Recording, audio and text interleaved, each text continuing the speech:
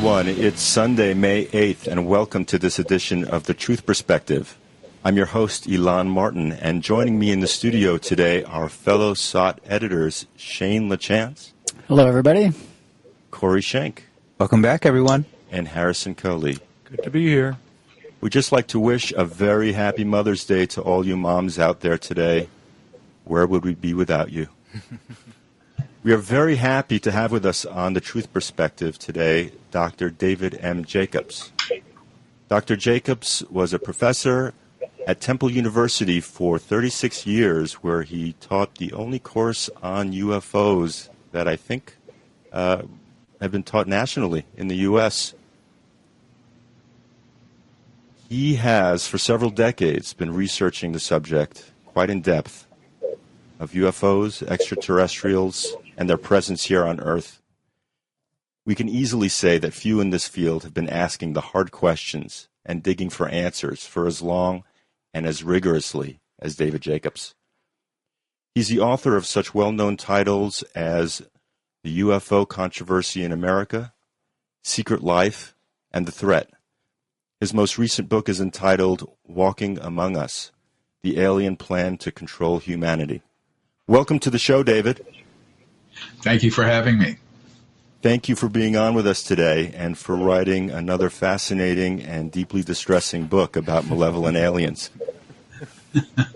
For those who've never read any of your books or know who you are, can you just tell us about your background and how you've gotten into this field of research, maybe giving us a sense of your progression into it since you've been looking into it for so long? Well, I got interested in the UFO phenomenon in 1965. So I've been involved with UFO research one way or another for half a century.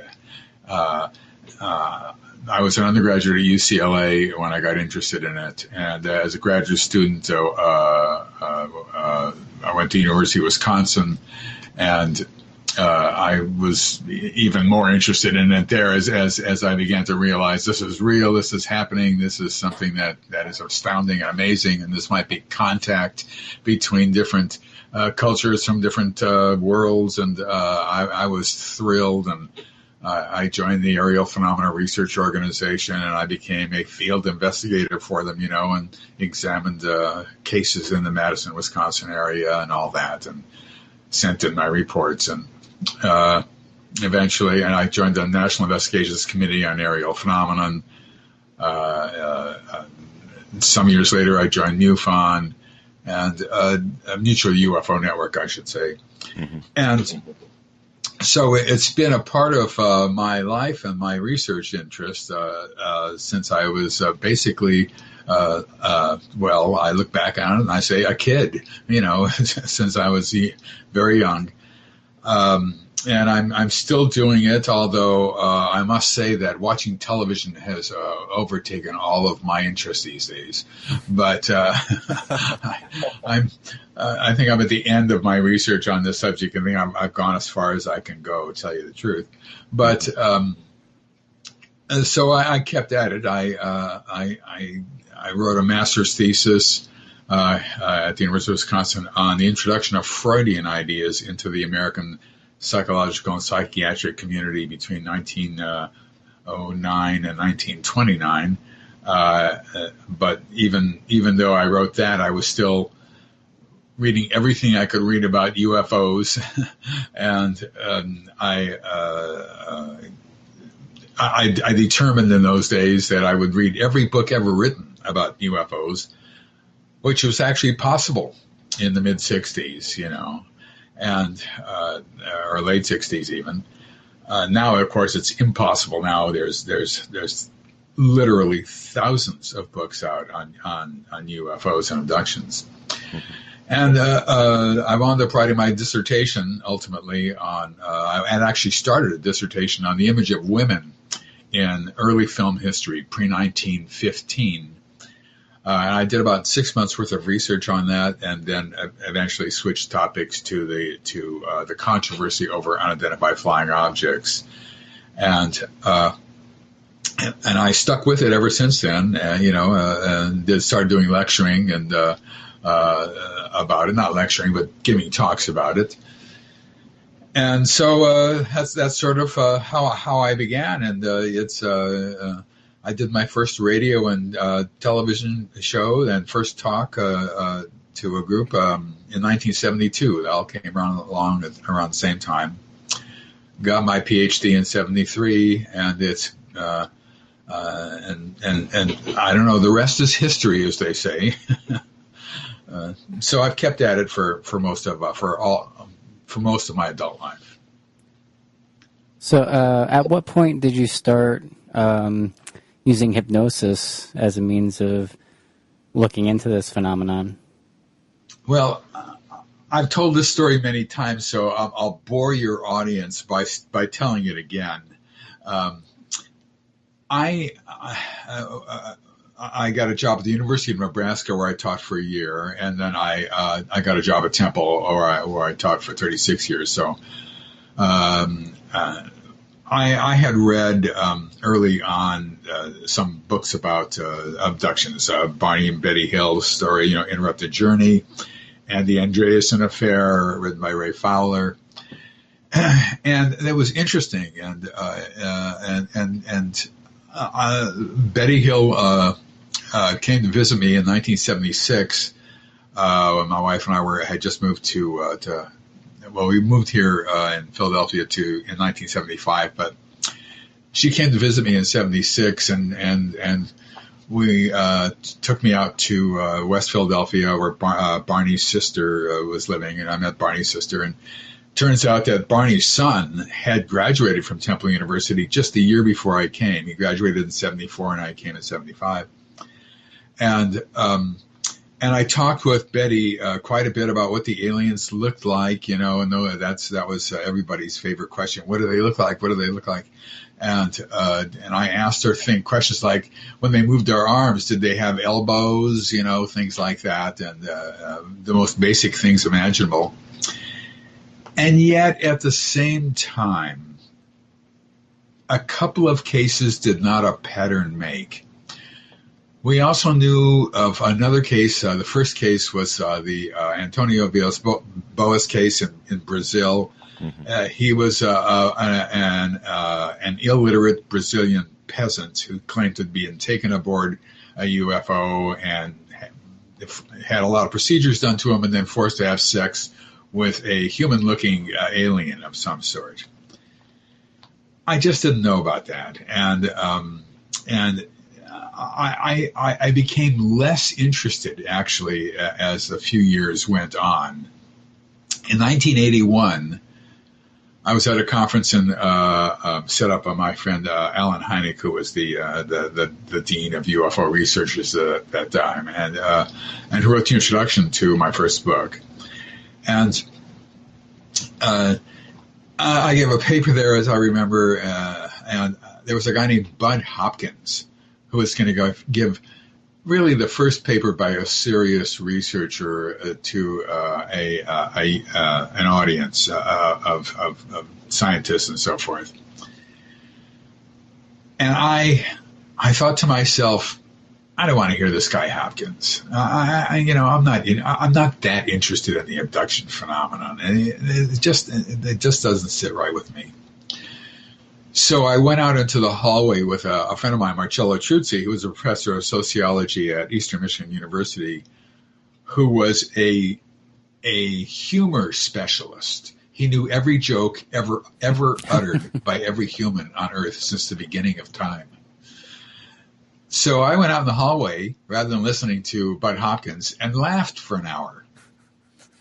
Then when he was done, I came back in and listened to other topics. I didn't other papers. I wasn't interested in it. A year later, in 1982, a friend of mine, Tracy Torme, who was a Hollywood writer and director, did Fire in the Sky and other movies. He called me up. He was in New York. He said, David, he told me he had found where the office that led the conspiracy from the government cover-up of the UFOs. But he couldn't tell me on the phone because they might be listening and all that.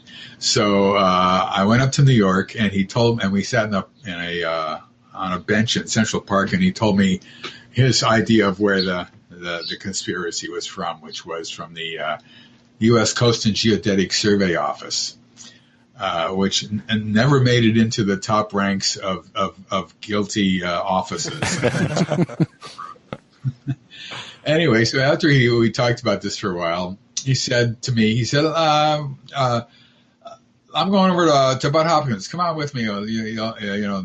And I said, I'm not interested in that, Tracy. Let's. I don't want to do that. And he said, no, he's a nice guy. You like him. He said, he's an okay guy. No, Tracy, no. He said, come on. I got a cab right here. He pulls his cab over, and I said, okay. So we go over to. He lived on 16th Street between 7th and 8th Avenue. So the cab driver lets us off at the corner of 8th Avenue and 16th Street. Mm-hmm. And Tracy had forgotten the address. So we had to start looking on doors with buttons on them, doorbells, to see if the name Hopkins was on any of them. And we found it. And down comes Bud Hopkins. Of course, I didn't say anything about the fact that I had walked out on his talk the year before. And we come into his house, and the first thing that made my jaw hit the floor was I'm looking at a Degas drawing on his wall, at a Cézanne drawing on his wall, and a Renoir drawing on his wall. I'm looking at paintings by Rothko, by Franz Klein, by Hans Hofmann, and I did not realize that he was an artist. I'm looking at his own art, which is excellent and just wonderful. And I knew a little bit about art, so I knew what I was looking at. And it turns out that Hopkins was a member of what later became known as the New York School of Art. And all these artists who lived together, knew each other, all were friends with each other, Jackson Pollock, on and on and on. And he was the youngest member of them. He'd come from Oberlin College, where he graduated from in 1953, moved to New York, and he bought this house in 1958. So he had a person who owned, he and another person owned half the house each, and the woman lived upstairs and he lived downstairs. And so he owned the house in a way in New York City, which is sort of astonishing these days. And the first thing he did was he got my first book out, the UFO Controversy, and he had me sign it for him. And I knew he was a person of discriminating taste at that point. And he was extremely charming, extremely nice, and extremely intelligent.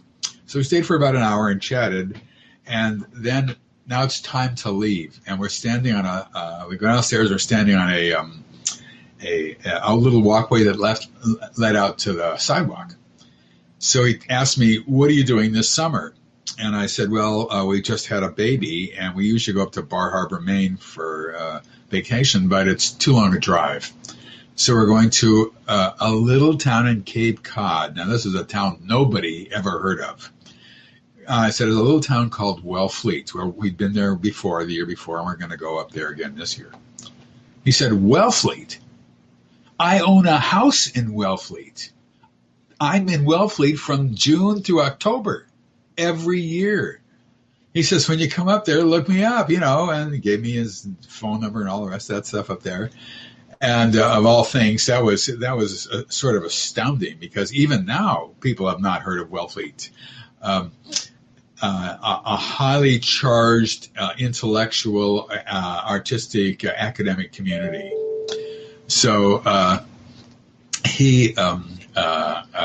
looked him up when we went up there. He introduced me to abductees. I'd never met an abductee before, except Betty Hill, of course, and I had never been involved with it. And he got me. He sucked me into his circle, is what it boiled down to.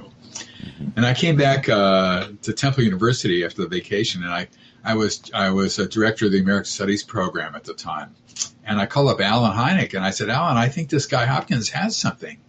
I think he's onto something here. This is this might be something important. And he said, no, David, stick with UFOs. Don't go there. Don't go to the abduction stuff. You just stick with UFOs. I said, I don't know, Alan.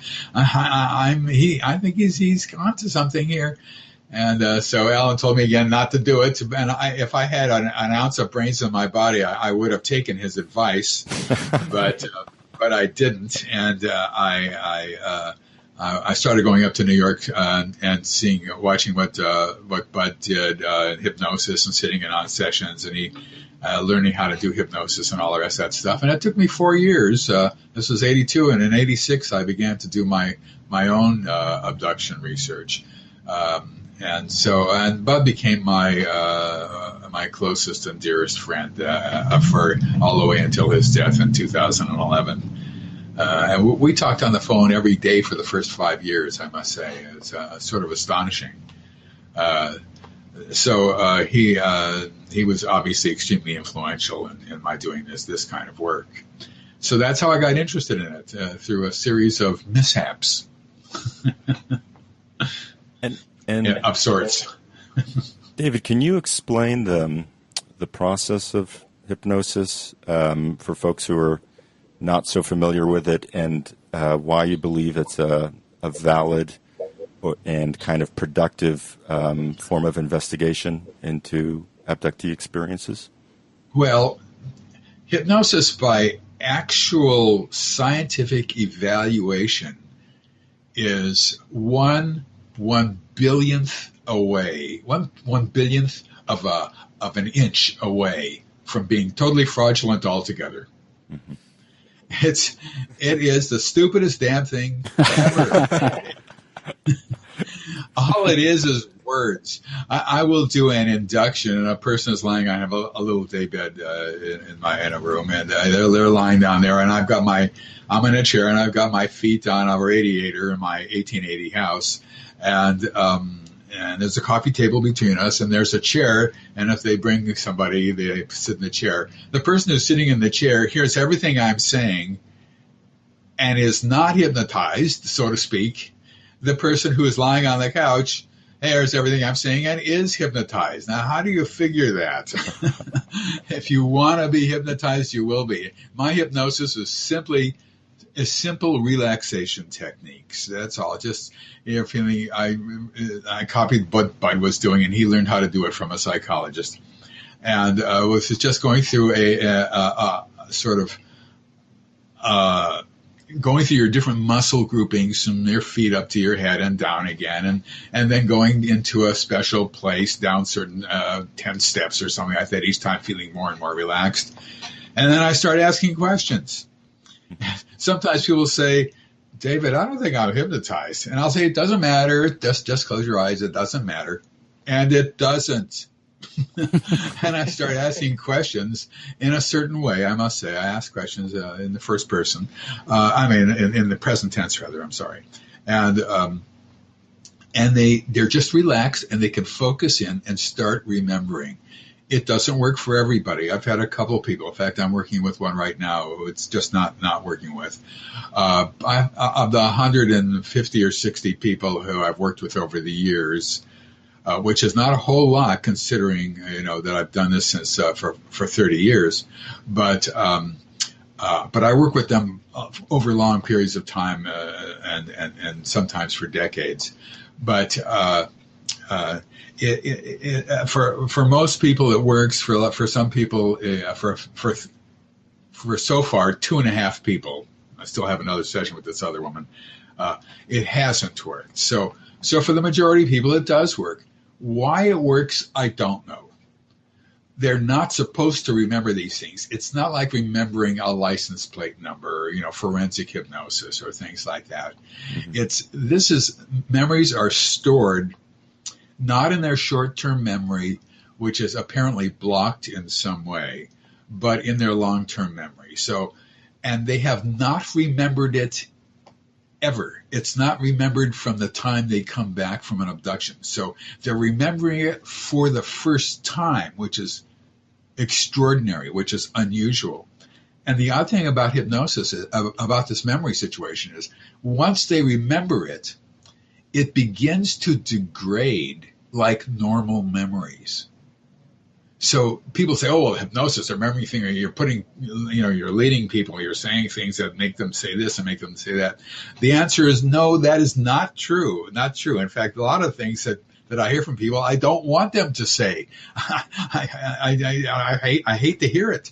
But, but the fact is, though, that once it gets into normal memory, it begins to degrade just like normal memory does. And they'll tell me the story of what happened to them, an event that we did, let's say a couple of years before, and they'll get it wrong. Interestingly enough, it's just like normal memory because it's the first time they've ever remembered it. So the whole concept of doing this work is really unusual in a sense because they're not supposed to. Now, having said that, they also they're betraying a trust. They are doing something that now I'm going to use the word, I hate to say it, that aliens don't want them to do. And the aliens tried to get them to not remember and stop doing it, stop remembering if they are. And they put pressure on them. One time I was dealing with a guy who had a PhD, and we were doing our 10th session together. I don't charge any money, and anybody can stop anytime they want to. It's their lives, not mine. And so in the middle of the 10th session, he sat bolt upright in the couch on this daybed thing. He looked at me and he said, I'm not supposed to be telling you this. And that was it. He stopped and he never came back. And they had gotten to him. And that happens every once in a while. People just, these beings who don't want them to talk about this, prevail. And I have to, and that's it, so. But it's just simple relaxation techniques to reiterate this. If a person wants to be hypnotized, they will be. If they don't want to be, they won't be ultimately. And sometimes it just doesn't work. But most of the time, 95% of the time, 98% of the time, whatever it is, it does work and people do remember. And now, memory's tricky, especially in this phenomenon. You're not supposed to remember, and here's the problem. I'll just blurt this out. All communication on board a UFO is telepathic. Now, I'm using the word all, and I'm probably going to be wrong. It's probably 99.9%. Mm-hmm. So, but just bear with me. The problem is when you ask them, well, what do you mean by telepathic? Are you hearing words? Are you hearing grunts and squeaks that you're translating into words? And they'll say, well, I'm hearing words. They're just telling me I have to get up on the table and all, whatever. And here's the problem. The problem is, what is to prevent them from remembering their own thoughts about what's happening to them, and not not information that's coming from the outside into them, but just coming from their own brains? And the answer to that is nothing prevents that at all. It happens all the time, and here's where people get really angry now. It happens by far most, with consciously remembered incidents. So if a person tells you, tells me, if I remember this happened to me, and that happened to me, and this happened to me, and that happened to me, and this happened to me, and I always say, oh, that's very interesting. We'll do a session on that, and we'll see. We'll see. We'll check that out. Invariably, they got things wrong. They skipped things. They put their own thoughts into it and didn't realize it. They got things backwards. There's all sorts of problems. And I just lump it under the one term of confabulation. It's confabulation.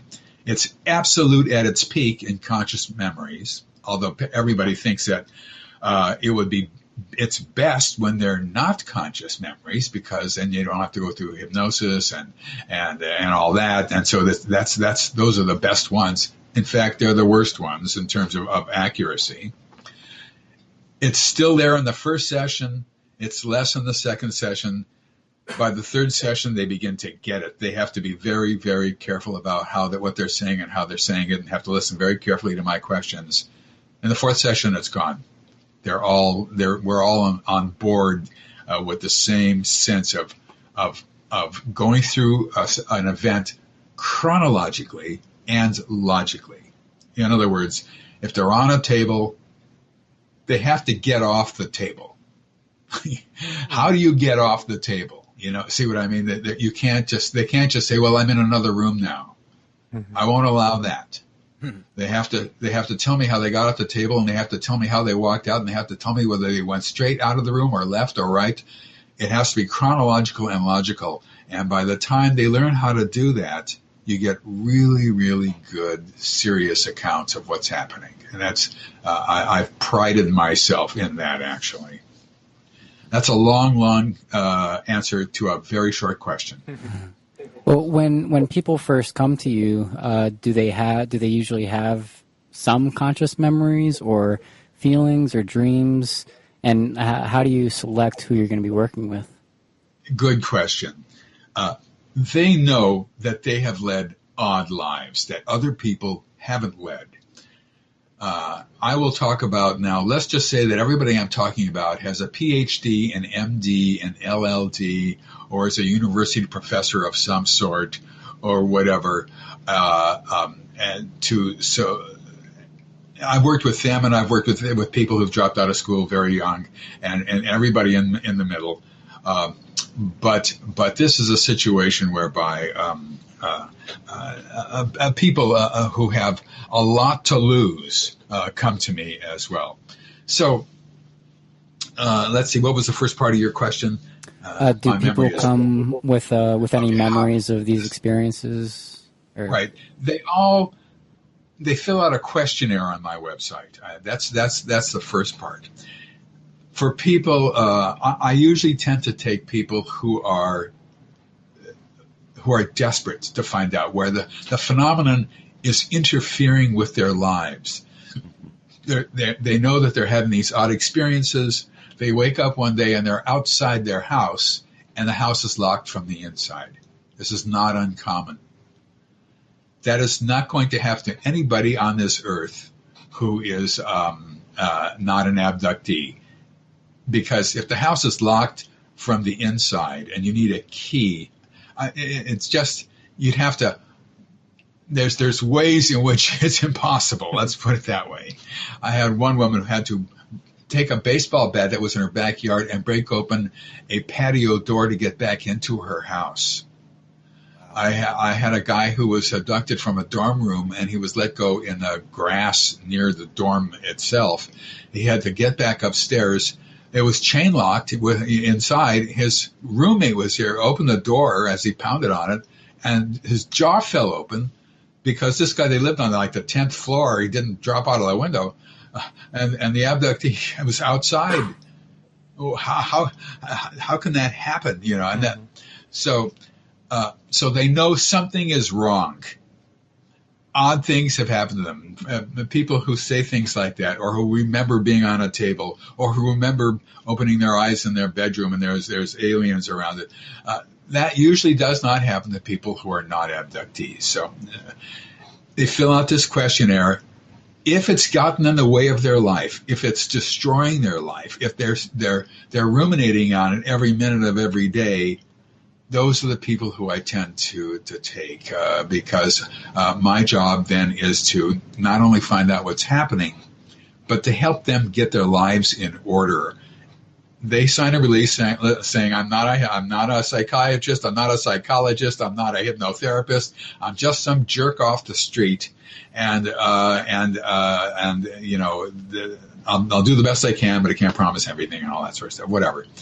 So, but the way I look at it is these people are suffering under this situation. Their lives are being ruined, and I get them to the point where they come enough times, they know enough about it, and then they don't care anymore. They get on with their lives. They they know they're going to be abducted over and over and over again. It happens with great rapidity for most of their lives, and they don't care. They just want to get on with their normal lives now, knowing full well that they are abductees. And when that happens, I feel I've won a victory. This is good. This is fine. I have gotten them back on the straight and narrow in terms of leading their own life, even though they're abductees. It sounds kind of crazy, I know that, but that's what I work for. Obviously, I'm looking for information as well. So and trying to figure out what's happening to everybody. So that's how people get in touch with me. I don't call anybody. They have to call me. I tell them, I give them my phone number if I decide I might want to work with them. I give them warnings about what could happen. They're dire warnings, about suddenly feeling isolated, and if they talk about this, that they're in their workplace, they will be fired eventually if they keep talking about it. And that's happened enough times so that I have to warn people. And if they tell their family members that they're an abductee, that the people will think that they've got a psychological or a psychiatric problem, and try to line them up with a specialist who can straighten them out, And I tell them that disbelief and trying to help them is normal. It's good. It's loving. But you have to remember that's going to happen, because anybody who says they're being abducted by aliens from another planet is obviously got mental problems. So, and so they're aware of that. And I give them all these warnings. And there's a warning of depression that might come up also after the first.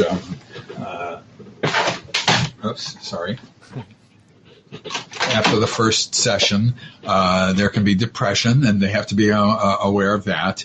And everything turns out hopefully for the best if they stick with me for long enough.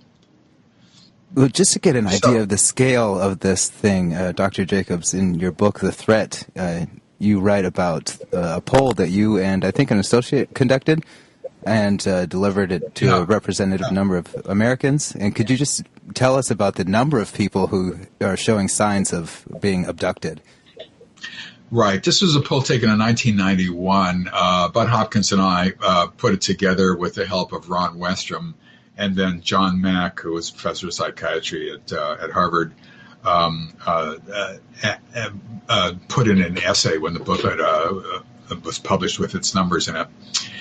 It was of 5,000 people. I'm sorry, almost 6,000 people, 5,800 and something or whatever, across the country over the age of 18. This was clipboard in hand primarily. It wasn't a robocall type of situation, not in 1991, And this is done, as I said, through the Roper organization, which is now no longer in existence. But we asked them a series of questions. When the answers came back, we looked through those numbers and we realized, well, the poll probably could have been stronger and better, but 91 was still relatively early on. And the numbers were too high. We knew that of the 10 questions that were asked, that the numbers, we just couldn't go forward with those numbers. The numbers of people who said who might have abductions were just huge. 15% or something. It was craziness. Yeah. So we cooked the numbers down. Wow. We decided that there were 10 questions. We divided them into the 5 lower indicator questions and 5 higher indicator questions, and they had to answer yes to all 4 of the 5 higher indicator questions. That, and to make the poll, that meant they could answer yes to 8 questions and not make the poll, not make the final statistics. And we got it down to 2% of the American public, which made national news. because 2% of 300 million people is 6 million. 6 million. In other words, the numbers are crazy. And it isn't 2%. It's my guess is, and this is guess, this is not based on anything, but my guess is it's upwards of 5%. And 5% is 30 million people. It's in the United States.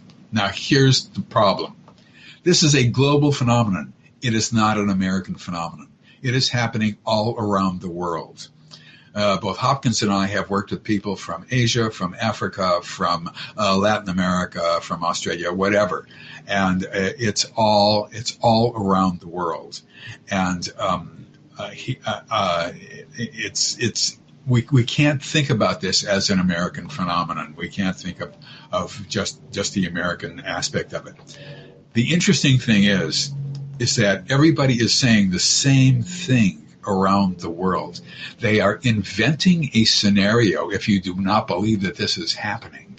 They are inventing a scenario which is not well known at all, even with my writings and Bud's writings and other people's writings, not well known at all, giving the same details, talking about the same instruments, let's just say, and that are used all around the world, regardless of geography, regardless of educational level, regardless of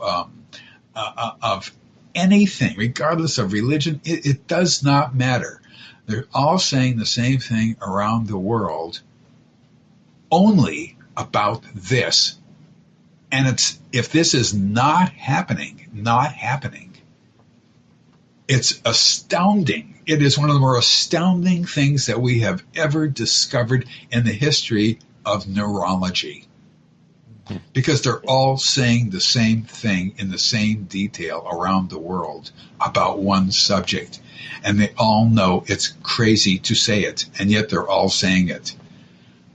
Yeah. It's astounding if it's not happening.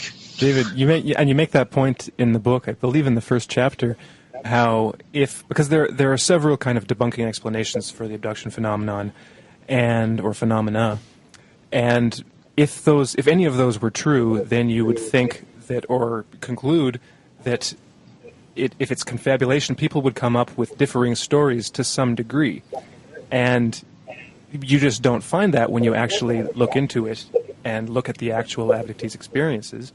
And not only that, when you're looking into it, lost my train of thought on that one, but it's just welcome to my world. Yeah, must be some limbic resonance going on, but so it's really an absurd situation, because you do find that, and even like tiny details, like things that you would not expect people to confabulate, and if they were confabulating, you wouldn't expect other people to do it on a consistent and regular basis, crossing national boundaries, and oftentimes it will be details that aren't part of anything like pop culture. It might even be details that aren't publicized, but they still keep cropping up. And so to say that this is just an individual like psychopathology or something just doesn't really get to the heart of the matter. It doesn't account for the evidence.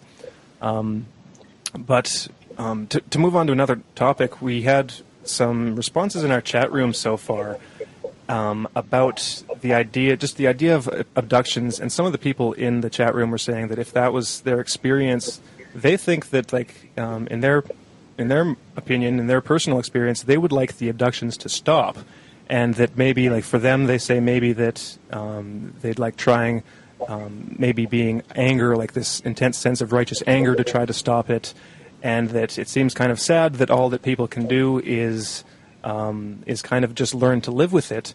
I wonder if you could comment a little bit about that, about maybe the topic of, or the potential of stopping abductions, if you've ever seen that, or if you know any researchers who have had any success with that. Maybe just, is that the best alternative, is just to kind of learn to accept it and go on with your life?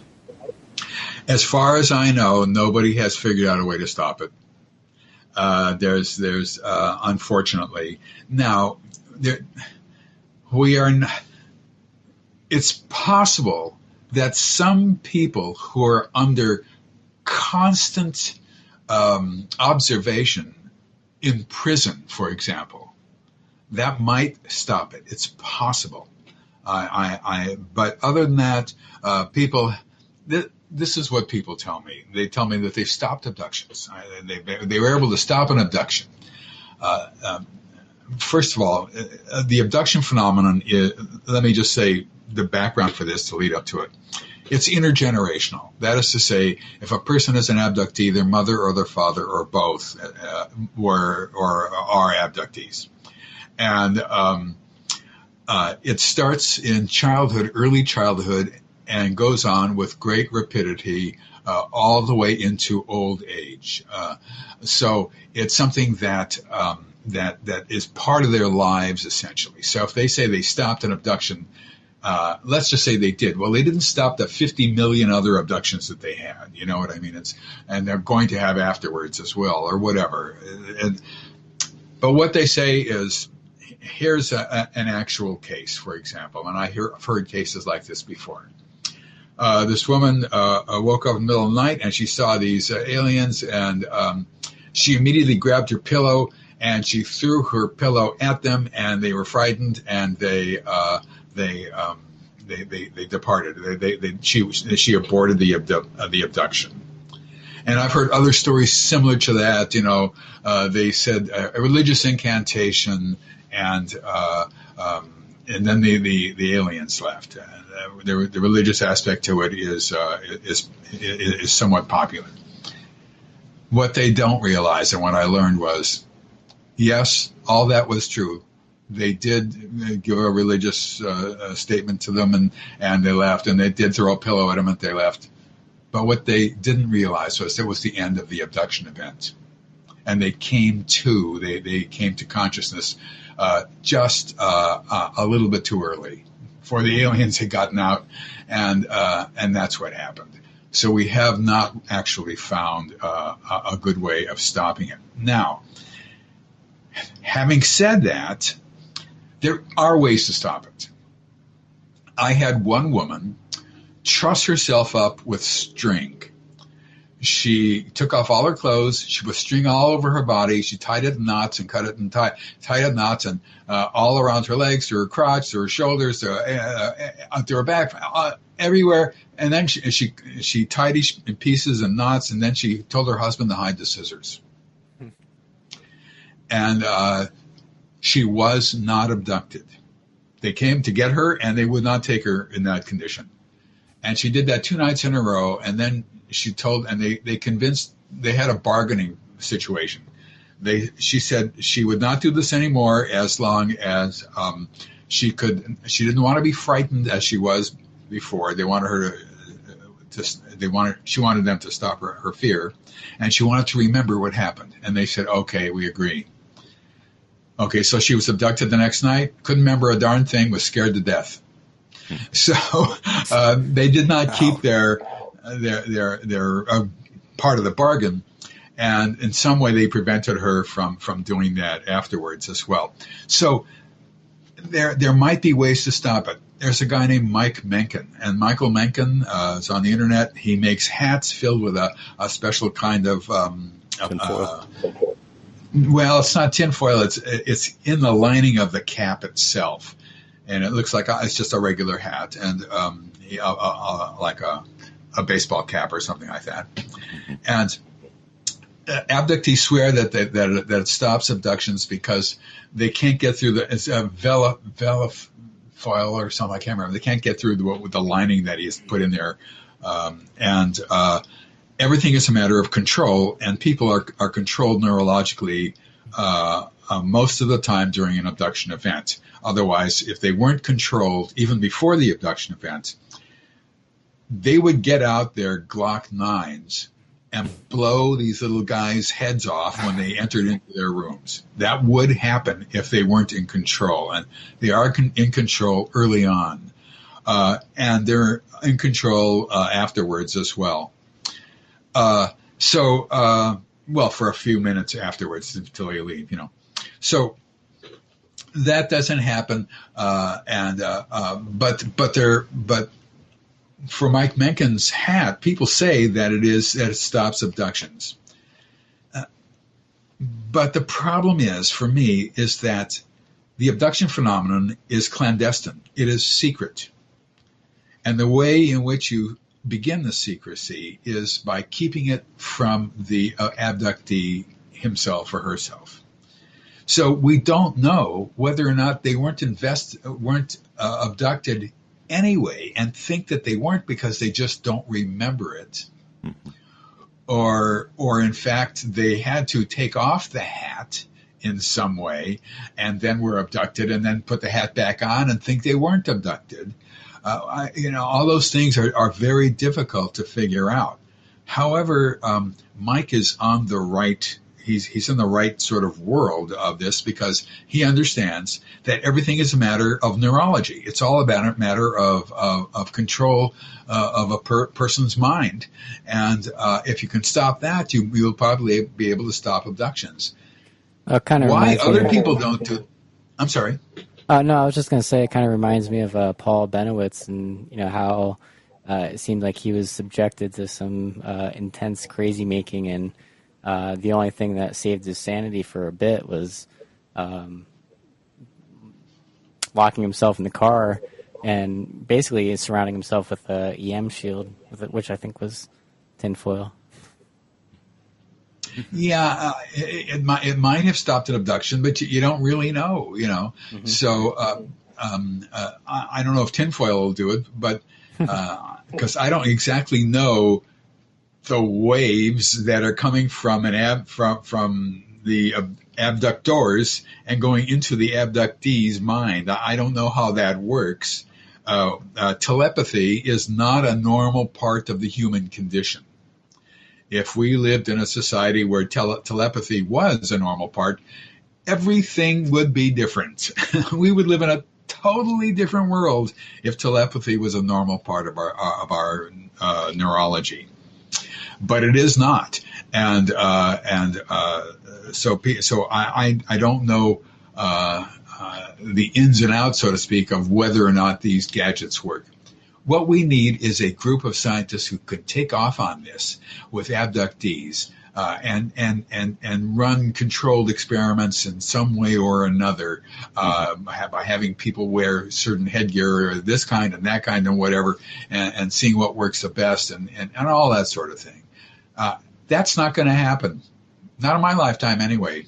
Right now, the academic and the scientific community is more hostile to this subject than ever before in history, not only to the abduction phenomenon, but to UFOs in general. Not since the beginning, since 1947, when the UFO phenomenon broke into public consciousness, has there been so much hostility towards the subject within the scientific and academic community. So we have devolved in terms of people looking at ways to stop this rather than evolved.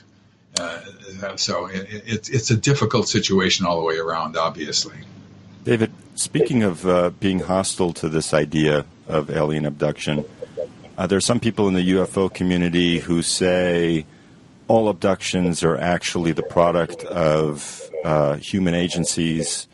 Similarly, some say that it's human agencies that are conducting through some kind of special technology a kind of a psyop or mind game on people to make them think that they've been abducted in order to create the perception of either a benevolent alien or also just to project this idea that they're evil aliens when it's only, according to this theory, human agencies and groups that are trying to perpetrate specific crimes and goals. Do you have any thoughts about any of those theories or ideas? Well, it's easy to make a conspiracy out of almost everything unusual. Mm-hmm. All you have to do is think it up. The evidence is not there. That's the best I can say. The evidence is not there. This is a global phenomenon. This would be. I worked with a woman from Pakistan, and we did a couple sessions when she was a young child in Pakistan. They would have had to have gotten to the young child in Pakistan and in some way told them that some way abducted them or convinced them that they had been abducted when they were 6 years old or whatever it was. It makes no sense once you understand what the abduction phenomenon is. It makes no sense whatsoever to me. If in fact it's humans who are doing this, I would jump for joy. That would be great. That would be wonderful. I'll take it.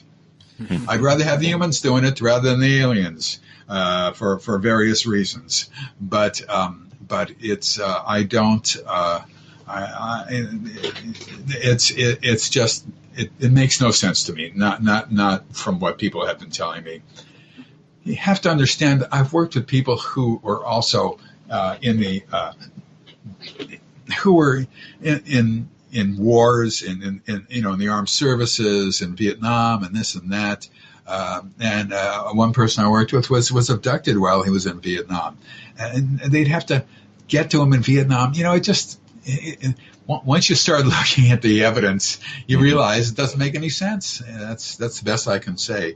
These are aliens from a technologically advanced other planet, other world, or wherever they're from. I don't know, and that makes sense.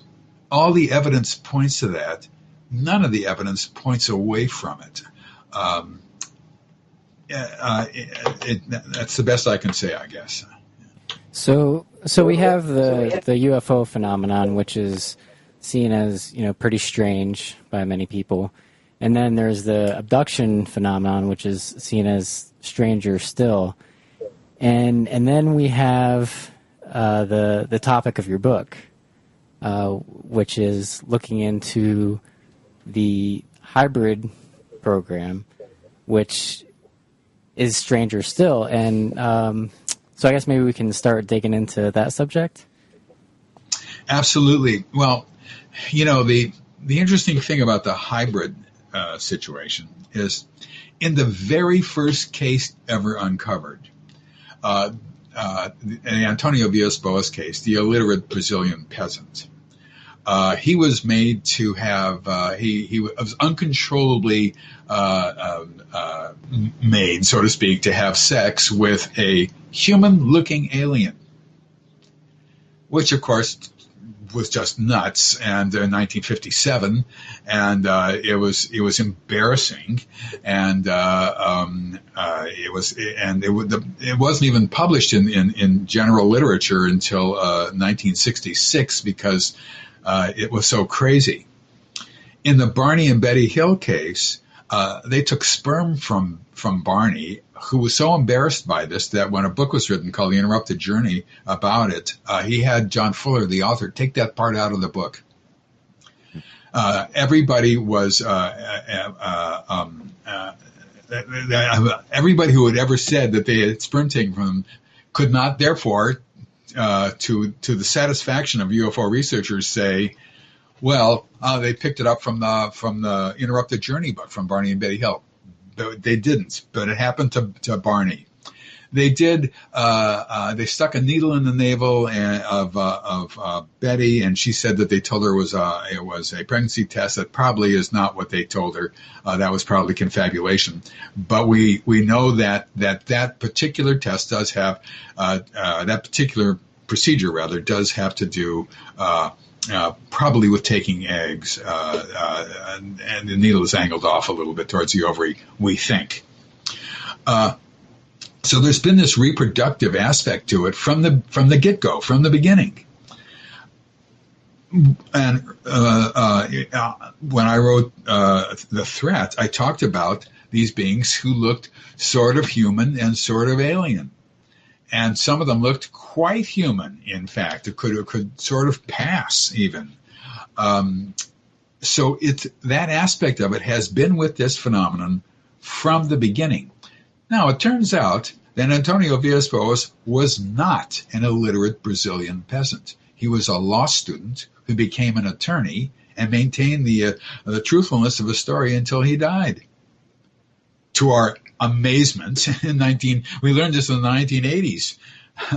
Everybody just assumed he was just some kid, who didn't know how to read or write and all that. But in fact, he was saying what everybody else eventually was saying, that there is a reproductive element to this, that there are these beings who are with the gray aliens who sometimes look like they're sort of crosses between aliens and humans, and they look really weird. And there's a spectrum of them who look human, all the way from looking alien to looking human. But with these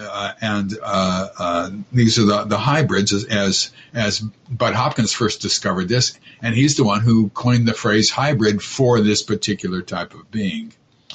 And so that's what we see in, I'm not going to say 100% of all the incidents, but it's certainly in 90% now, or 80%.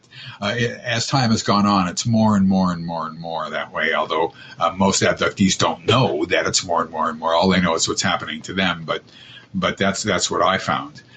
And so what you have here is actually, this is not a phenomenon where we thought originally that they were surveying what we are doing, that they're learning about our society, they're interested in us, and they're testing us. They grab a few people, they test them, and they find out what makes them tick, and they snap their head off their necks and see what's inside, put their head back on, or whatever they do, and because they're interested. See, it's all medical interest or whatever. That concept simply did not hold. That was not a concept. It was something that we attached onto it as what we thought was happening, but the evidence for it ultimately was not there. And when people are taken and they're put on a table, and these gray aliens work on them, they're not examining them like a doctor would examine us. In fact, everything that they do to abductees is unknown. We do not know what they're doing. I have a really, really good guess. One of the guesses is that one of the procedures is a gray alien will take his thumb and his forefinger and run it down a person's backbone, all the way down to the coccyx and back up.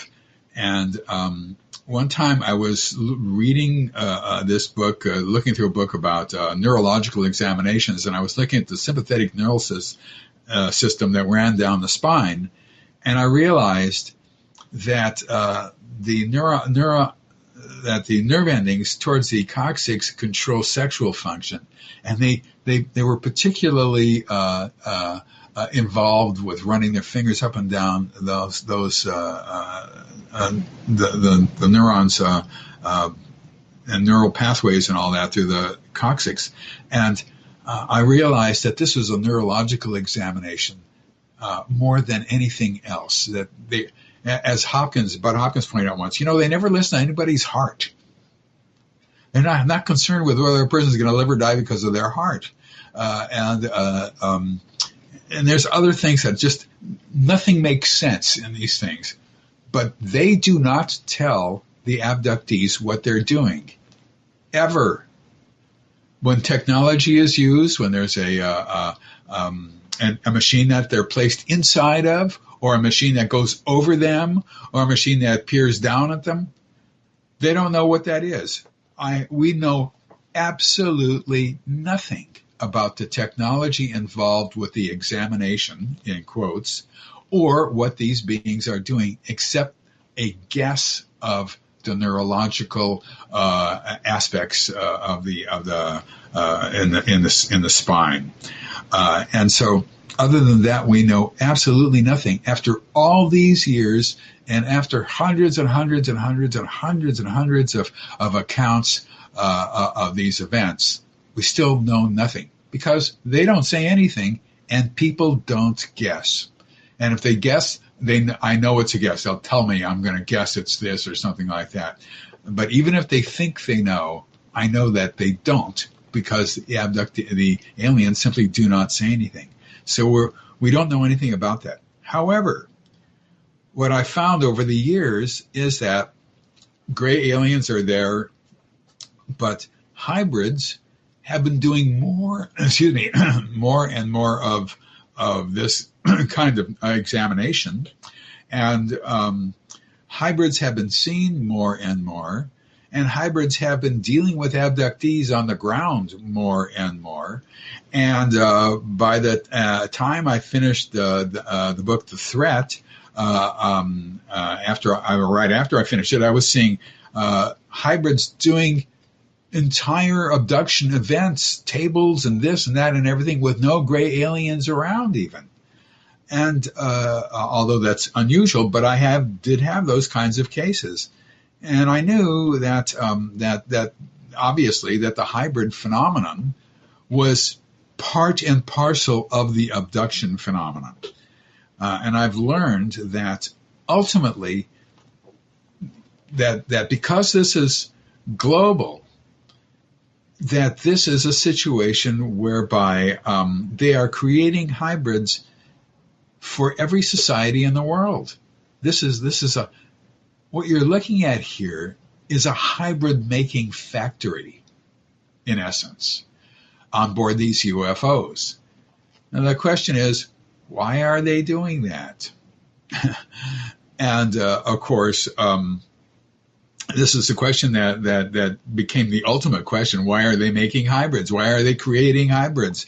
And we know that sperm is taken from men, eggs are taken from women. We know that, we knew this from early on, that there's something altered when they take the sperm and the egg, not necessarily from the same people, but they take sperm and egg, they join them together, and then they do something to the zygote, I guess. They add alien DNA, I will say, not knowing whether aliens have DNA or what they're doing, but they're doing something that appears to be alien DNA. They're putting it back into the woman's uterus, and then they take it out after 11 or 12 weeks. It's only a couple of inches long then, maybe 3 inches or so, and they put it into a gestation tank with a brown nutrient fluid in it, where these babies grow to be taken out at around a normal baby taken out age, 9 months or so, and then people describe them as young children, as babies, and they have to hold babies and feed babies, and sometimes paint a brown nutrient solution over the babies' bodies. We've seen them as older kids, toddlers, 2, 3 years old, playing, and older. From that, they see them all the way up into adolescence on board the UFO, and sometimes into young adulthood as well. Some of them will see them as sort of special hybrids, what I call a personal project hybrid, a cumbersome phrase, where a hybrid will adopt, so to speak, a human early on. Let's just say when the human is like 10 years old or 12 years old or even earlier, and sometimes a little bit older, and stay with that person for the rest of their lives. And they'll see that person, they'll see that the abductee will see that hybrid over and over again. The hybrid might come into their apartments or their homes, and there's sexual involvement here a certain extent. And sometimes the abductee will like this hybrid quite a bit. Sometimes they hate this hybrid, and there's everything in the middle as well.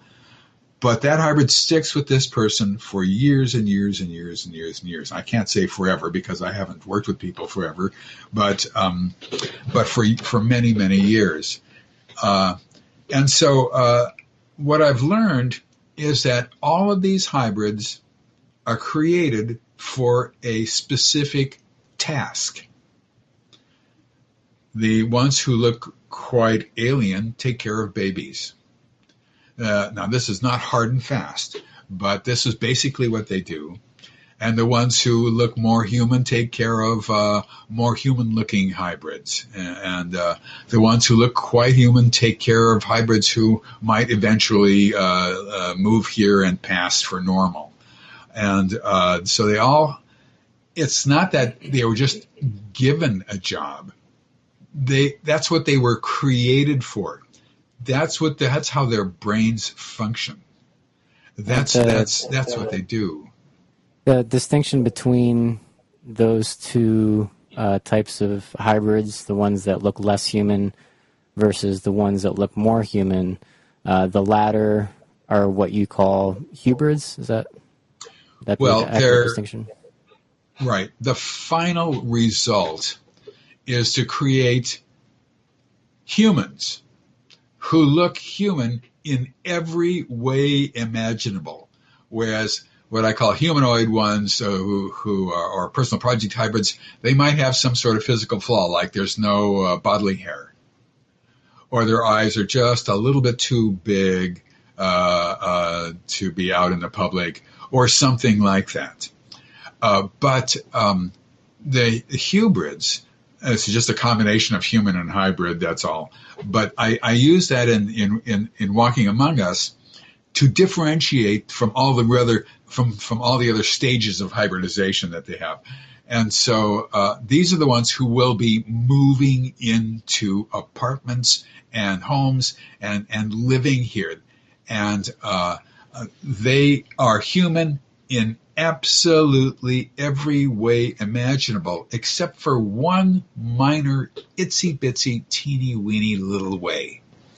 And that is, they can control humans neurologically, and we cannot control them. They can make humans think, feel, see anything that they want neurologically. They can do it from a distance, just like all the aliens can and all the hybrids can. That part is left intact. That is frightening. That is extremely scary, because right now, we have no way to stop them from controlling humans.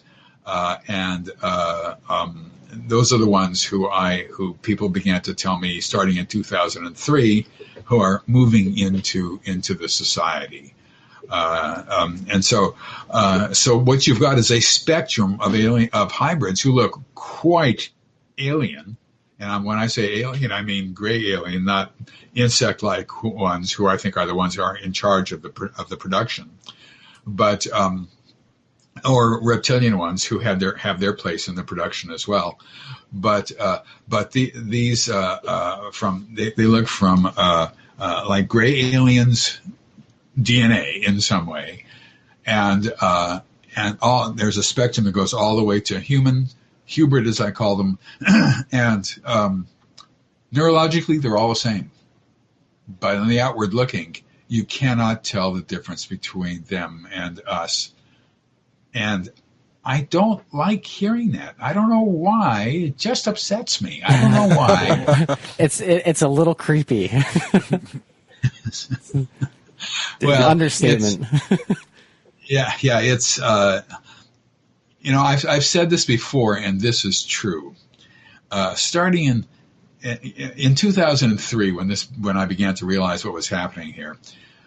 When I would do a session with somebody, and I hate to say this, but I'm hearing the same thing over and over and over and over and over and over and over again. Now that's good, because you're looking for patterns. But so when I do hypnosis with abductee, which is just the simple relaxation techniques, I don't consider myself a hypnotist. I just do this relaxation business, and that's it. But when I do that, I get kind of relaxed myself, And so they start talking about these things that are happening to them that I've heard hundreds of times. And the only thing that runs through my mind is, stay awake, don't fall asleep, stay awake, don't fall asleep. Trying to keep myself with my eyes, or trying to keep my eyes open. And sometimes they will say something that captures my attention. Something I haven't heard before, some little detail or something. And I start thinking about it, and I'm thinking, really, really hard about it, and I realized I have fallen asleep. And I wake up, what happens next? I say, what happens next? And so, and I think, oh God, I can't allow that to happen. But I've heard these stories so often that my mind just starts to wander. But that's very important. It's important to hear those stories over and over again, obviously. Because if it's an outlier, you just put it on the back burner waiting for somebody else to confirm it. And if nobody else confirms it, no matter how interesting it is, it's still sort of an outlier. So starting in 2003, a guy told me something I hadn't heard before.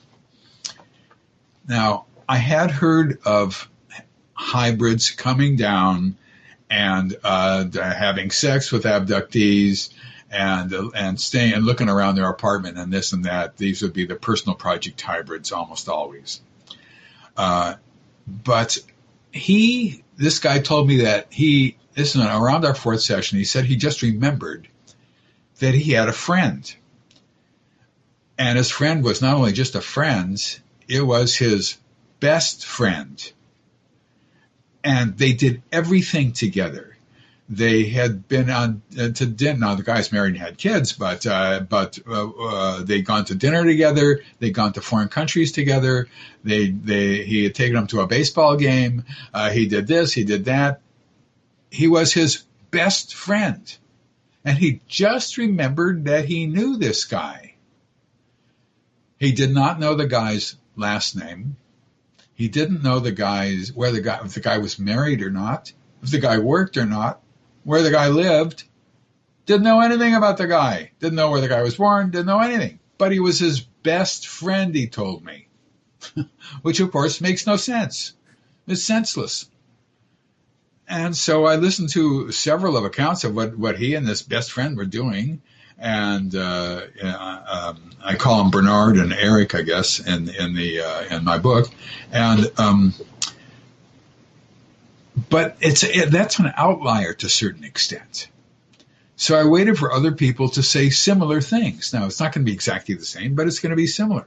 And then another person began to say things like that, and then another person, and then another person, and it all had to do with teaching a hybrid what life was like on Earth. And that's what Bernard did with Eric. He taught him about all sorts of things, about what life was like here.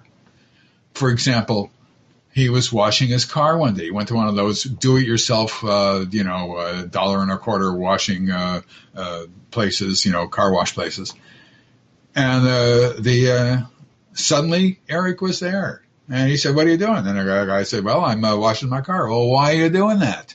"Oh, well, because the car gets dirty and you can ruin the paint and this and that and rust." And well, what are you doing now? "Well, I'm rubbing off the water." "Well, why are you doing that?" All these why questions. Conversation is one way only. The hybrid asks questions, the abductee answers.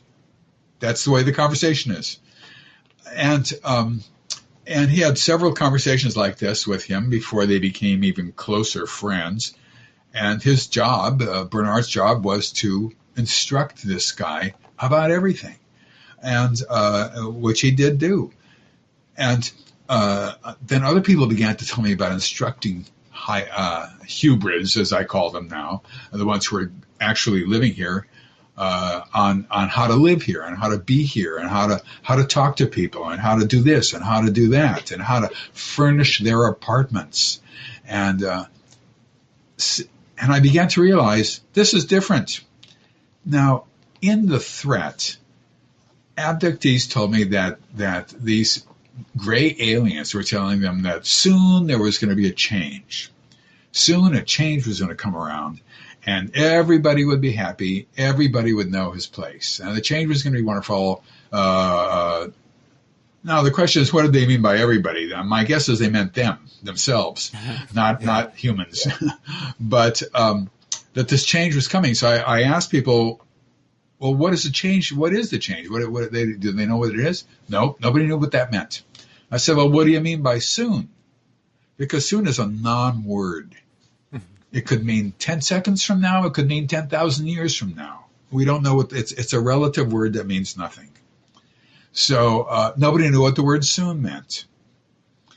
But they were saying this. At the same time, they were having abductees, as I remember, I put this in the thread also, look at a picture, go into a room, and there's a picture on the wall of a barbecue. This is one of the ones I put in of a picnic, I'm sorry. This is in the thread. Where there's people throwing a ball around, kids throwing a ball around. There's people at a grill. It's a regular barbecue in a park, just normal, absolutely average. And they hear telepathically, "Can you tell the difference between you and us?" And the abductee looks at it and says, "What do you mean difference? There's no difference whatsoever. Everybody looks the same, you know." And they say, "See, isn't that wonderful? Pretty soon, there's going to be this change. Everybody's going to be together. It's going to be wonderful. It's just going to be, you're going to love it," and that sort of stuff.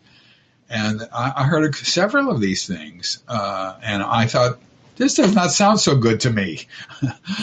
In Walking Among Us, it's sort of the next phase, and I don't know if it's the last phase, but it's the next phase. And now what I've been hearing is, like Bernard, hybrids living here and abductees instructing them on everything. Now, you have to go back. Abductees have been instructing hybrid children, as it turns out, as we now know, from the get-go, from the time that they were very young.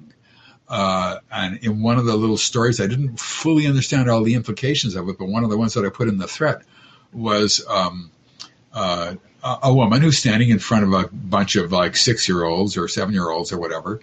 And on the wall, there's an image of a dog.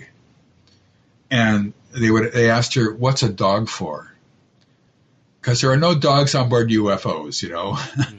And she said, "Well, it's for companionship and love, and you get to play with them and this and that."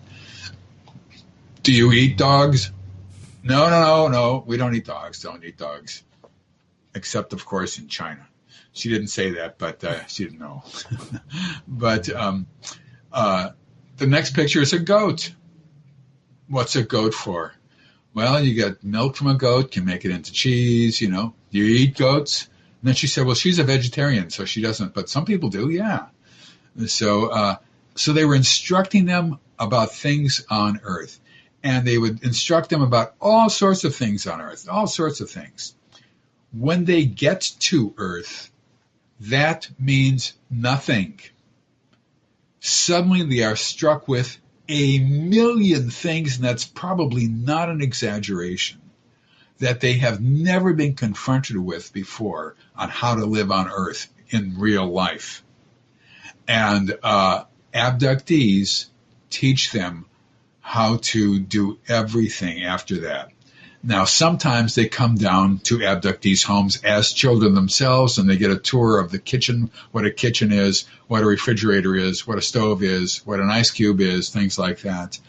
And they'll get sometimes they'll come down a little bit older to people's homes in groups, and an abductee will teach them what a television is, and what's on television and different channels and things like that. And but even then, when they finally move in, the amount of information that they have not learned is enormous. And so abductees spend a tremendous amount of time teaching them what it's like to live here in daily life. And that's what Walking Among Us is all about. And it's interesting, it's fascinating, it's wonderful, it's scary. Well, reading through the accounts of different abductees' experiences with these hybrids, it strikes you that the psychological process that these hybrids have is very alien and very superficial. It seems like they have very little self-awareness or awareness of the environment, or abstract thinking. Ability to critically think about things. Their mentality comes across as as like a child's, even if they may look like they're, say, in their 20s. And it's to the point where it's you get like frustrated with these very simplistic questions that are asked over and over and over again. So it seems that they are lacking, even if they have some human element. There seems something very significant absent internally. Well, yes and no. My sense is that they're actually quick learners, that they remember everything. Being superficial is correct because they have no idea how to be. They don't know how to be not superficial. They were bred to look the same here and to live here, but the depth of their ability to deal with other humans is, I'm not sure. I don't know of how much empathy they have for people. How they're destroying people's lives to a large extent. I'm not sure that they're aware of that. And I don't know how much in the abstract they can think. My guess is that they can learn all that. They have excellent brains, in my opinion, excellent. However, they do not understand things like humor. There's no humor on board. On a UFO, they can't understand irony. They can't understand sarcasm. That in a telepathic society, those things don't exist. You can't speak to a hybrid, say one thing and raise your one eyebrow, meaning something else altogether. Like you're not really supposed to believe what I'm saying, and you can just have it in your voice like I'm saying it right now, if you know what I mean. So they don't know what you mean. They can't. Spoken language is so different for them from telepathy. With telepathy, you can't lie, and everything is just straight on. And like I said, they don't understand humor. And lots of people talk with humor all the time. They don't get it. So the nuances of having a spoken language is one of the greatest obstacles that they have to deal with. When people teach them how to drive, they learn how to drive real quickly. They have to teach them what signs mean and why there are signs there, and what streets are, where streets go to, that sort of stuff, and how you can't drive. You have to drive in a specific lane, and you can't drive too fast, and you can't drive too slow, and all that sort of stuff. And there's one account that I have in Walking Among Us. This woman, Betsy, was brought to a parking lot in a soon to be demolished area of the town that she lived in, of the small city that she lived in. So there was a couple of cars parked in this parking lot. It was a small parking lot, and most of the other stores were abandoned. It was like 2:00 in the morning. The buildings were going to be torn down around them. So she goes there. There's a couple of cars parked in the parking lot, and there's a group of hybrids who are waiting there, young, and a security hybrid. Now, once hybrids come down to live, I've learned that security for them goes sky high through the roof and into another planet. I mean, it just goes. You can't imagine how strong security is when a hybrid is on the ground. So that will be a whole other book I'll be writing about later on. But her job was to teach these young hybrids how to drive with her car. So she gets into her car rather, in the passenger seat, and she has to instruct this guy who's about 18 years old or 17 years old how to put it in gear. You have to do this. You have to slowly move out of the parking space. He was actually, the car had nosed into a side of a building, so that she had to pull out first. And she did this for a while. And one guy, maybe it was the first one now that I remember, put his foot on the gas too hard and turned the wheel so the car flew out of this parking space in reverse, and he slammed on the brakes. It went into an arc around, almost hitting the other cars that were there.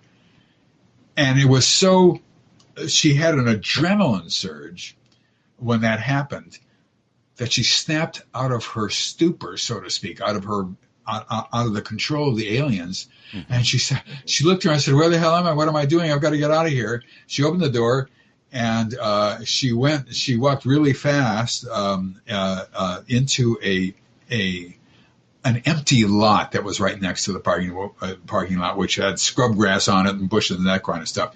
And they ran after her and brought her under control again. But she was out of control for a few minutes. And that happens every once in a while.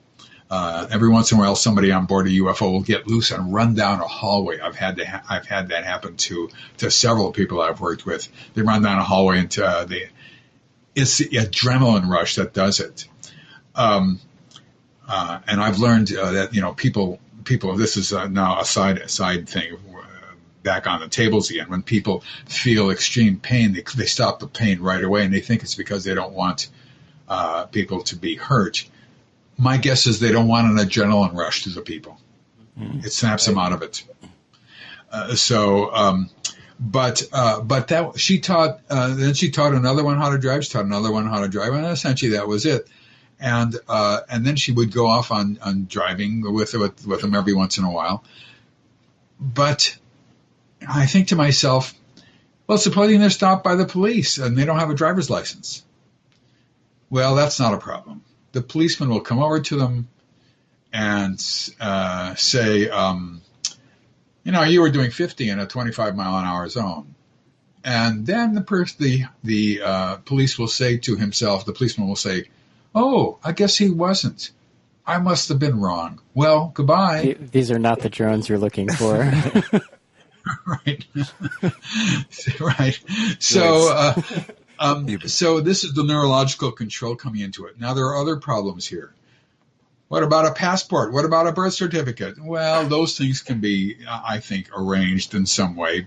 If they go out of the country, they don't have to go by airplane. They can go another way. Through their friends in the sky. But there's no reason to go to another country. They got hybrids in other countries too. So, but yet, without any kind of papers of any sort, you think they'd run into trouble. And I don't know how that has gotten around yet. I haven't learned that. Well, David, didn't you say, or don't you say in your book that these hybrids seem like you mentioned, they seem to have pretty much everything in common with just ordinary humans, except for those certain neurological or mental abilities, which might include like that that ability to control and influence people. Which does include that, yes, absolutely. Yeah. They can control people, and we can't control them. Right. So if they don't have a passport, I presume they might be able to just say, "Well, I don't need a passport," and I mean that's totally possible. I'm reminded of, I think it was. What was the guy, Richard Reed, the shoe bomber, or it was one of those bomber guys. I think it was in Amsterdam, the underwear bomber, and he got onto his flight. I think it was in the Netherlands without a passport, and he was escorted there by some well-dressed looking man. But I mean, I'm not trying to imply anything about that incident, but just saying it's possible, and it's happened before, so. Yeah, it is possible. It does happen. But also there's the problem of a birth certificate. Now they could always do what criminals do, and that is find a child who died at birth or something like that, take that particular name, and then apply for a birth certificate or whatever, I suppose. I'm not sure. Saying they lost their birth certificate, I don't know. But they might be able to do something like that. But my guess is that these things are just minor irritants on their way to doing whatever they're going to do later on. And and I don't know the answers to all those things because they haven't come up with abductees, and therefore all I can do is just guess. And guesswork is a tough one because you're going to be wrong most of the time. David, in Walking Among Us, you discuss a kind of a hierarchy of different ETs that are working on this project aboard the ships, and one of the recollections, an abductee was brought into a room and heard this little kind of pep talk given by a insectolin, as you call it, who sounded really arrogant and tried to kind of impart this feeling that all the abductees who were present were lucky to be part of this great project that they were running. I wonder if you could talk a little bit about that and who, what these different, a little bit about the hierarchy that exists on these ships. Well, yeah, the hierarchy is from what I've learned. And once again, I'm certainly open to being wrong, but in my opinion, the insect-like ones are the ones in charge. They give orders; everybody else takes orders. Now, orders are you have to understand that the each type of being is bred for a specific reason. Their brains are focused on doing whatever their brains tell them to do because their brains have been modified to do just one thing, essentially. It might be a big thing, like gray aliens do an awful lot of things, but that's what they do, and that's all they do. And they come down, they get people, and they bring them up, and they do this and they do that. But they're not the ones who are directing the event. Their job is to work 24/7 doing this. But the insect-like ones apparently are the ones who are in charge. And then there's the reptilian-like ones. Now, because of David Icke or whoever else, the reptilian-like ones are all the rage these days in the internet. They're horrible, they're terrible, or they come from they're biblical mentions and this. And my guess is they have a completely different role altogether. My sense is, once again, I just haven't gotten this. But these insect-like ones do not come down and get people. They don't abduct people. Gray aliens and hybrids do all the abductions that I've looked at in all these years. Large, sometimes 6 foot tall, very thin looking praying mantis type ones don't come down and abduct people from my own research. So the reptilian ones then follow, and then the gray aliens, and there's tall and small. The taller ones do the more complicated procedures for people on tables. The smaller ones do more of the grunt work. They squire people around from room to room. They come down and get people. They will clean up. If somebody urinates or defecates on the floor or something like that, they will clean up. They and do other things like that. Then comes what I call early stage hybrids, and then there's a spectrum of hybrids, and all of them are bred for a reason. Also, they all have their jobs that are embedded in their minds, and then you come to humanoid ones who can become personal project hybrids, who can control people, who live on board UFOs, who don't live here. Then there's human ones. And human ones are security hybrids. They look human, but they have a one-track mind only. They only think about security, and they are incapable of not thinking about security. That is what they were bred for. That's what their neurology is all about. That's what they do. Therefore, they are not going to be living here. I mean, as blending into society. They might, in fact, live on their own in an apartment, but their job is to only protect other hybrids and make sure that abductees are not tattling on them, are not telling people like me, for example, what's happening. That puts hybrids at risk. That cannot be allowed. That will not be allowed. And so they do everything imaginable to get the abductee to stop talking to me or to other abductees or to other researchers or whatever. So you've got this spectrum of aliens all the way down to these hybrids, all of whom have their specific functions. Mm-hmm. Now, going back to the insectolins, oddly, although gray aliens will sometimes engage, there'll be an engagement in conversation with a human. That happens every once in a while with an abductee. The insectolins actually, if there's ever any discussion with them, they actually talk a little bit more than most other of the aliens. They actually will talk more with abductees and will even answer some questions sometimes. Most aliens will not answer questions. So it's complicated, and yet there is a pecking order. Now then, there's the reptilians, and like I said, it's on the internet. It's 100% reptilians 100% of the time. It seems, mainly because of a guy named David Icke. Anyway, I don't read this kind of stuff, but. Logically, this is what probably happened.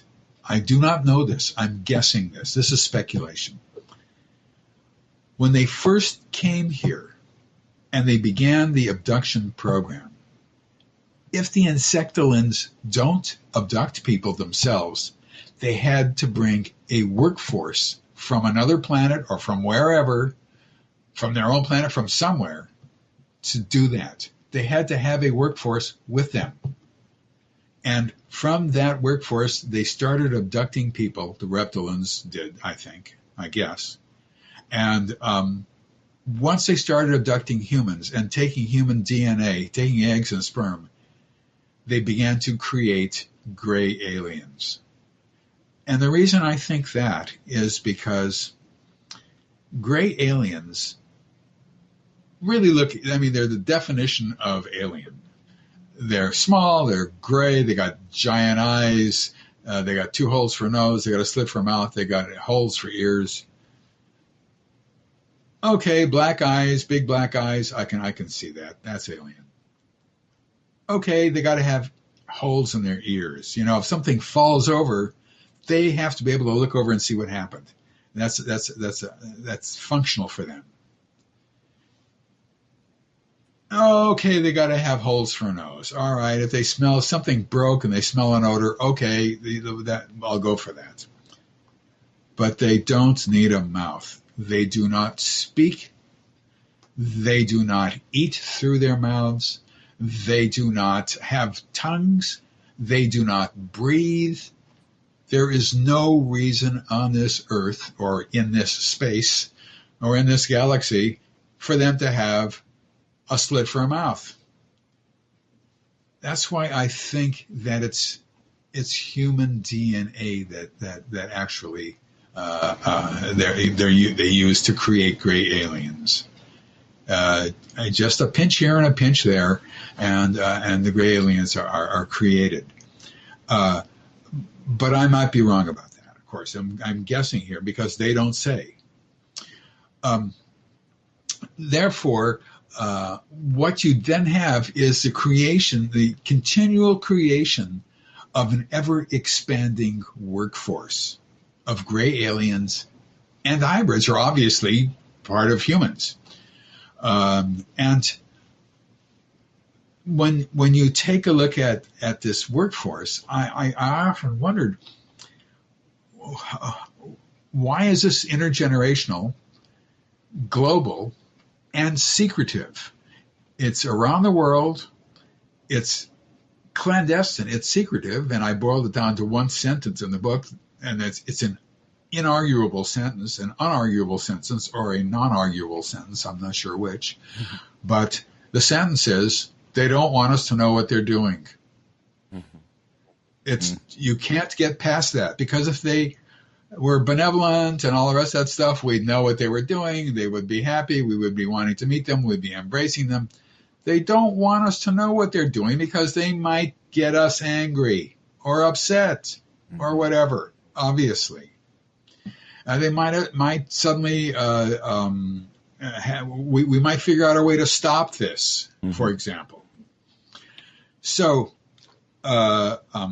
there's a certain ominous quality to the global, clandestine, and intergenerational nature of it.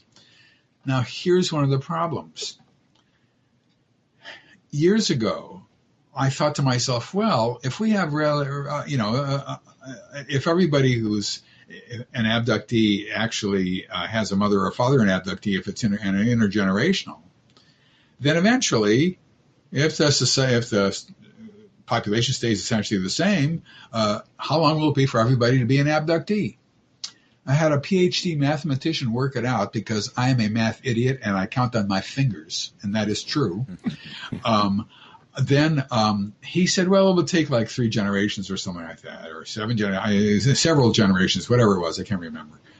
So if we boil it into 8 generations, and then you have to think, what is a generation?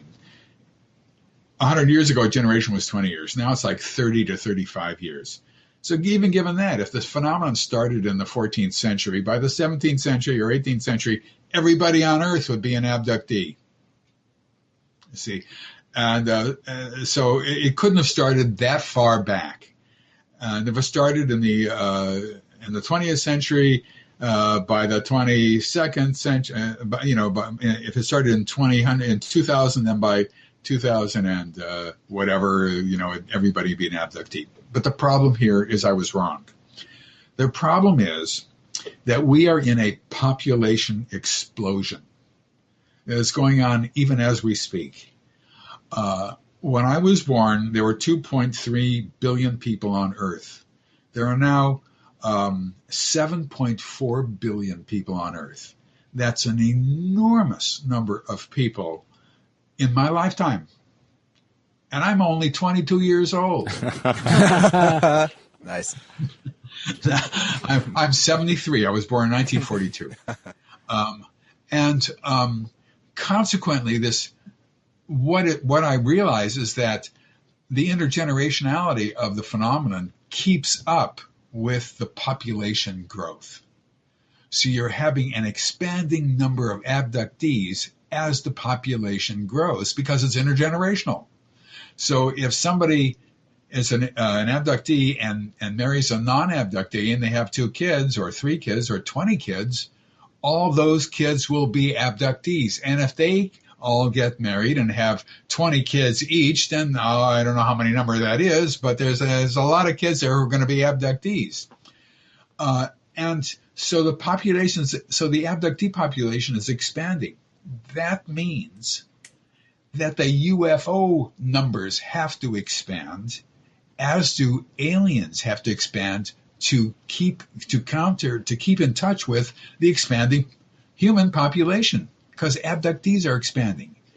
And consequently, what you get is this enormous growth of abductees and aliens and the craft they travel in, UFOs, expanding around the world.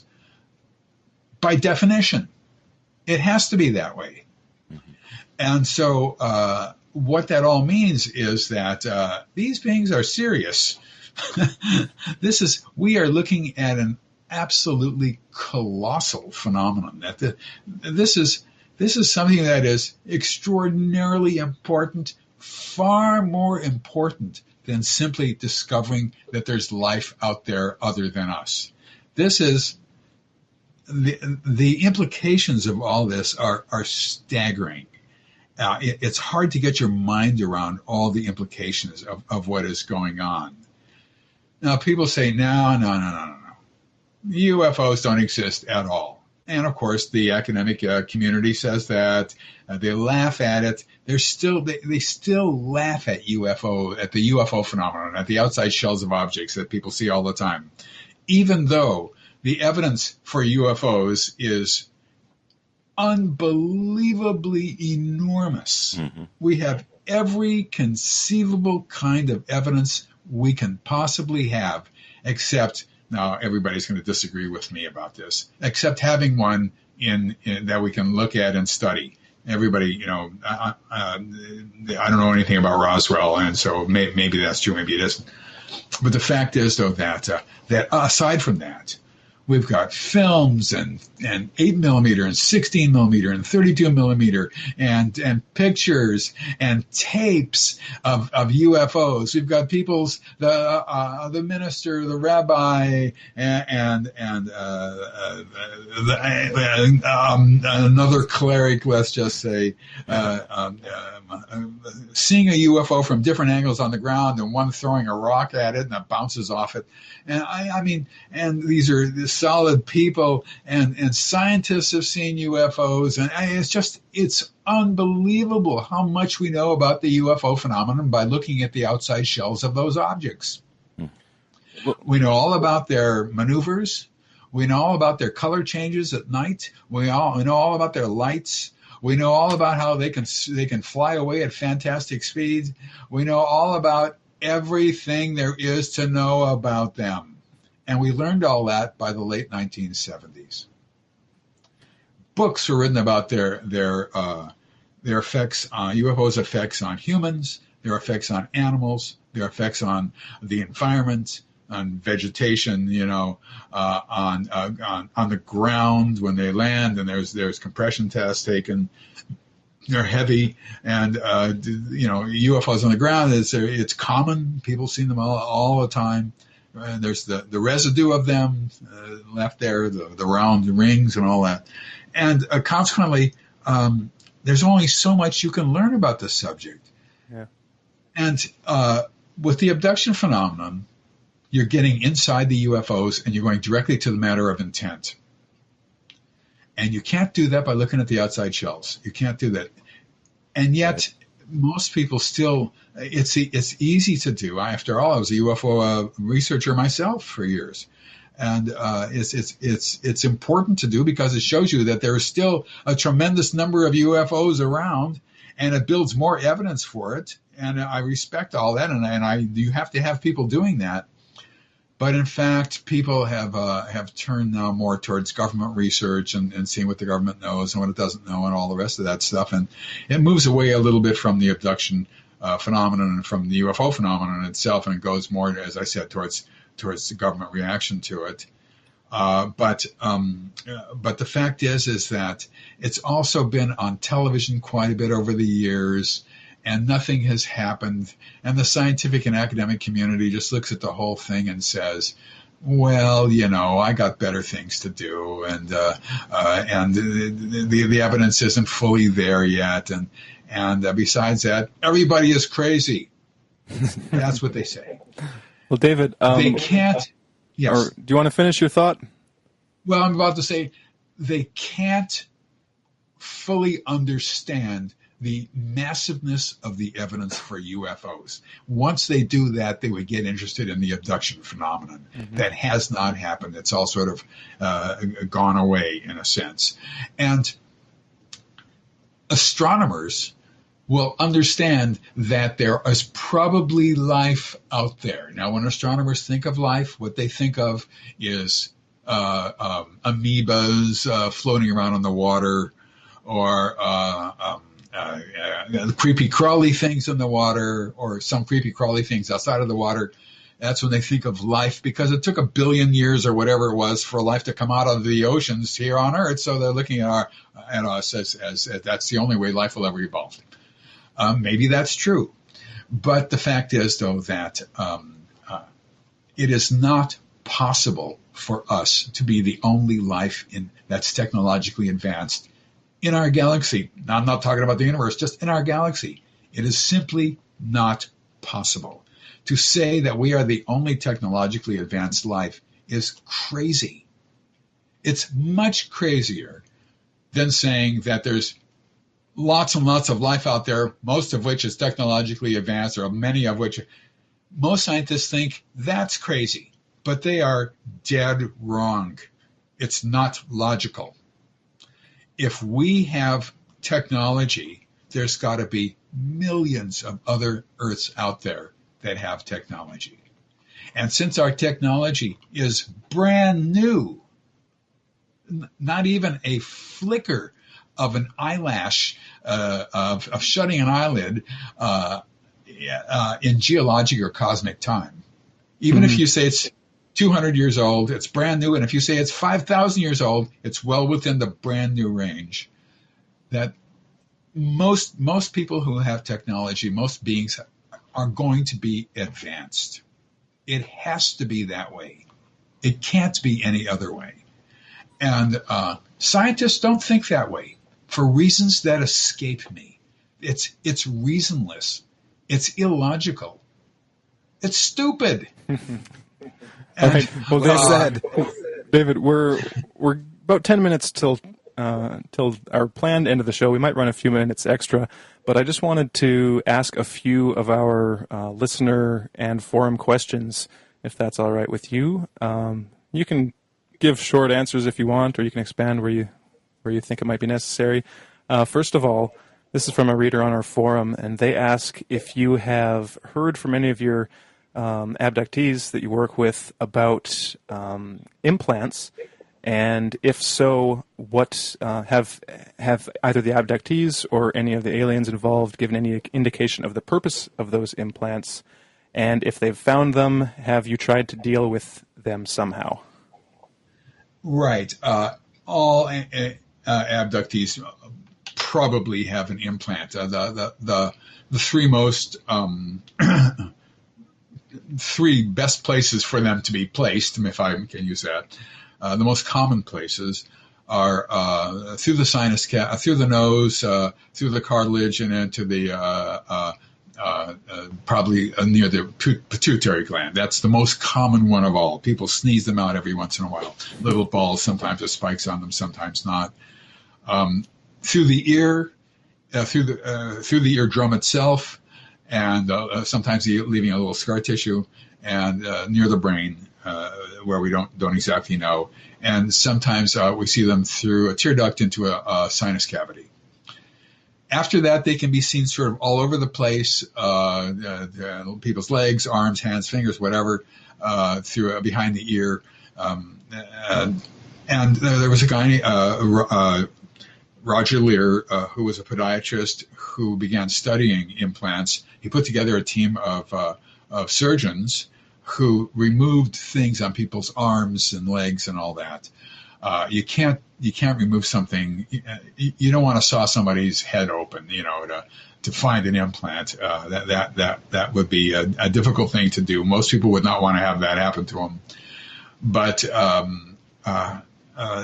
they did things. They found some very interesting things about a few of these.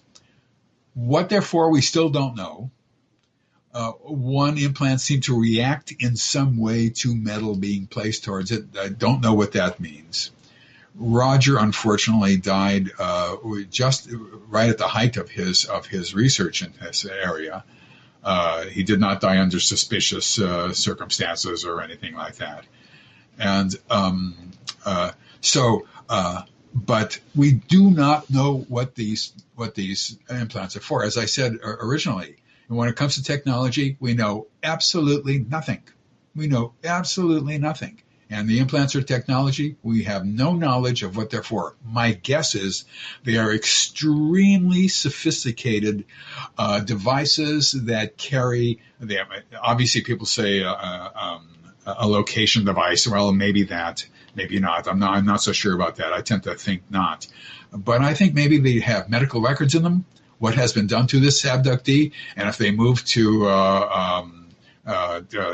Tierra del Fuego, then maybe the groups of aliens down there who covering the Tierra del Fuego region would know exactly what has happened to this person in the past and what needs to be done in the future or whatever. That's just a guess, but I don't know. Nobody knows. You'd think that because of hypnosis and relaxation, people will be saying things that are not true, and you wouldn't be able to pick it up. But people say no, they don't know what it's for all the time, and they don't guess. They just don't know. So when it comes to technology, we just don't know. And the second question from this forum member is, have any of your clients ever mentioned their souls and alien interest in their souls? Nope. Okay. Easy one there. I've worked with 5 ministers. No interest whatsoever in religion. They don't know what religion is, basically, or souls or anything like that. Okay. Next question. What do you think of John Keel's work and the hyperdimensional hypothesis for UFOs and aliens? Oh, I read John Keel 100 years ago. I can't remember. But John Keel was a person who, let's just say he was not fully reliable about the UFO phenomenon.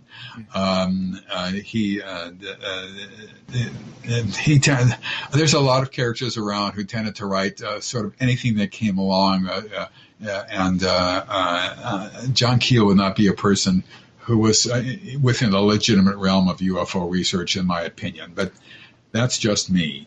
What about the interdimensional hypothesis in general?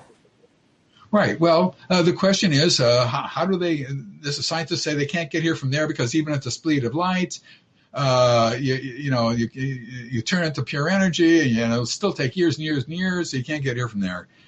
They don't say that anymore. No, they say, well, because there might be multi-dimensions, they might pop through a dimension and come here that way, and that might be true. There might be multiverses, and there are all these. There might be. They can come through a wormhole. Scientists are revising their idea of how one can travel through space, but basically, we don't know how they got here. We don't know where they're from. And, the thing is, I don't care. It doesn't matter.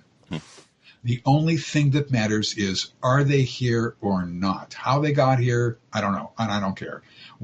But why they're here is where the abduction event comes in, because that gets you inside and gets you into the matter of intent. But the name of their planet, where they come from, what the name of their planet is, who cares?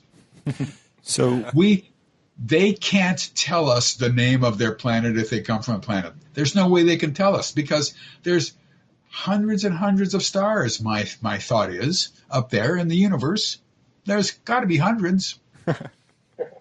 Or a few more. And each one of those stars has got planets around it. Most of the stars, there's a lot of stars that we have that have names. Mm-hmm. Most of them have numbers. They don't know if their star system has a number from our astronomers, and they're not going to know what that number is. And the chances of them coming from one of the, I don't know if we've already identified thousands of ones with numbers, but if they can't tell us, even if they wanted to, in other words. But it doesn't matter. Who cares? It's meaningless. And one more question that came up in our chat as a follow-up to the John Keel question. What about Jacques Vallee? And I'm guessing his theory of looking back through history and mythology and, some of his other ideas as well. Yes, and I just was with Jacques Vallee, known him for many years, at a conference in Scottsdale, Arizona, and he was talking about ancient aliens to a large extent, and aliens in the 18th century and the 17th century.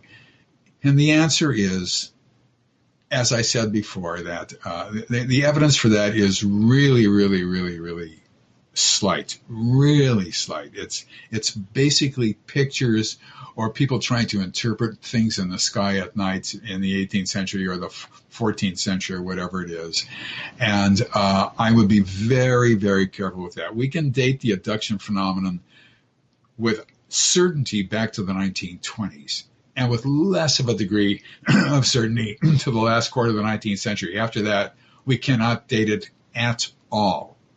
And And not only that, but remember what I said about the a static. If we had a static population, everybody, and within several hundred years, would already be an abductee on Earth, and that has not happened. So it can't be that far back. You got to be very careful with ancient alien stuff. And Jacques is a great guy. He's a terrific guy, but I just simply disagree with him about the age of this phenomenon. So, the full title of your latest book is Walking Among Us, The Alien Plan to Control Humanity. And first of all, I just want to thank you for bringing so much humor and self-awareness to this conversation, David, because while reading your book, I had to put it down a few times. It's pretty... Even though I've read the thread a number of years ago and other UFO literature, it's still, the implications are distressing, they're upsetting, they're disturbing.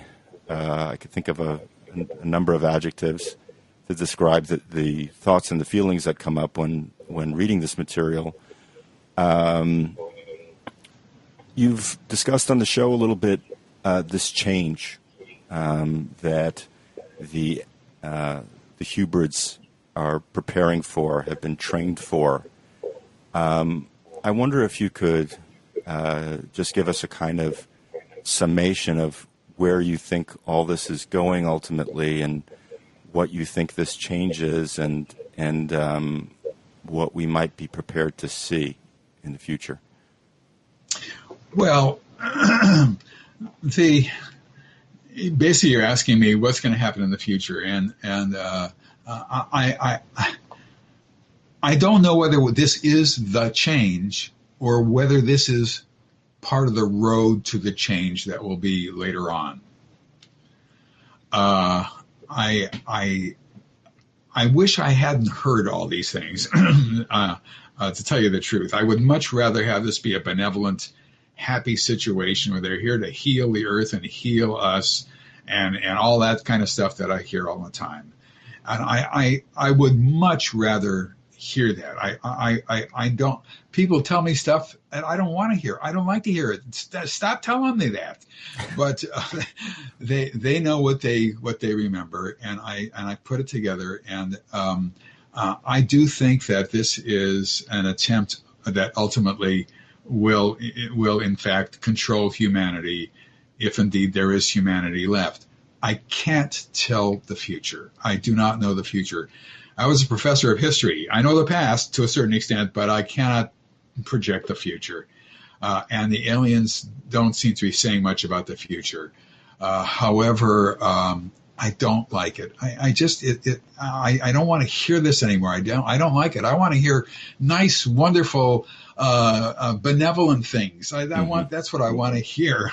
I used to tell people, I don't want you to tell me anything bad. And I would command them, do not tell me anything bad.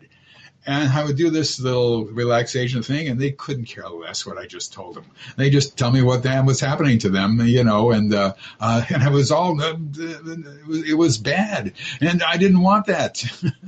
So it's not that I concocted this thing and pulled it out of abductees' minds. I don't like it. I don't want to hear that stuff. But I have to go where the evidence leads me, and it leads me into this controlling humanity in some way eventually, and because that's what they can do, and if they can do it, they will do it. Do you have anything you'd like to say about your the way you've processed this information emotionally and psychologically to people who might just be beginning to learn about this? Well, I'm older, so I worry about my sons more than I do about myself. But I don't think we're going to be living in the future the way I expected the future to be. Now, nobody can expect the future to be anything, because when I was born, to imagine that what the future was like now was impossible for anybody on Earth, considering that we are talking over the internet, whatever that is, and I mean, it's just a future that nobody could have imagined, and I think that's probably the same for however this works out.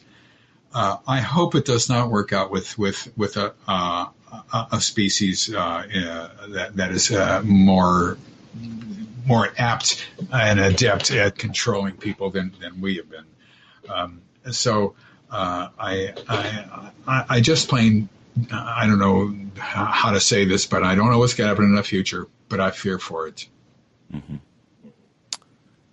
Well, it's been a fascinating show. David, we really want to thank you for being on with us today and sharing your insights into this subject matter. It's been wonderful talking to you. We want to remind everybody to have a look at David's books. They're really quite clear and well written, and I don't think you can read these books with an open mind without deeply considering what they portend and the idea that this information is valid.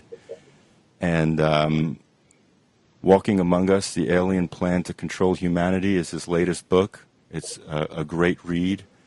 You may want to look at Secret Life and The Threat prior to reading that, just to get a little more background, even though I think you do a great job of giving summations in your latest book.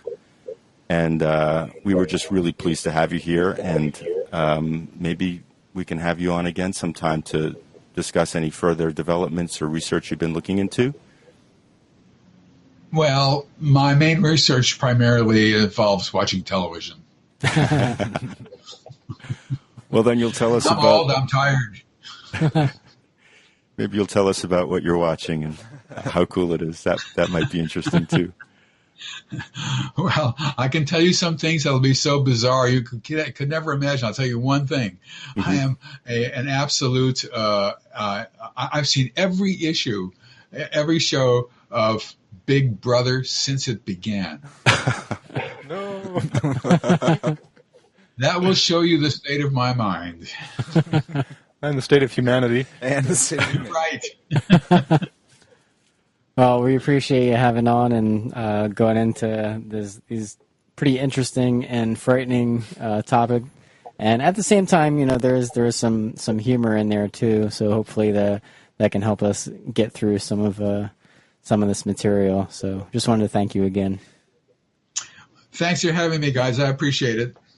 All right. Thanks, David. Thank you. Take care. Bye-bye.